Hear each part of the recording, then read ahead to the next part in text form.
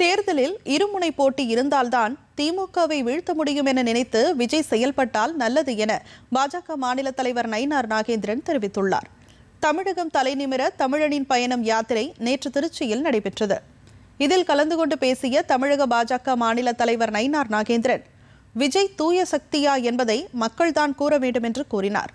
விஜயின் நோக்கம் திமுக இருக்கக்கூடாது என்பதுதான் என்ற நயினார் நாகேந்திரன், தேர்தலில் இருமுனை போட்டி இருந்தால்தான் திமுகவை வீழ்த்த முடியும் என நினைத்து அவர் செயல்பட்டால் நல்லது என்றார்.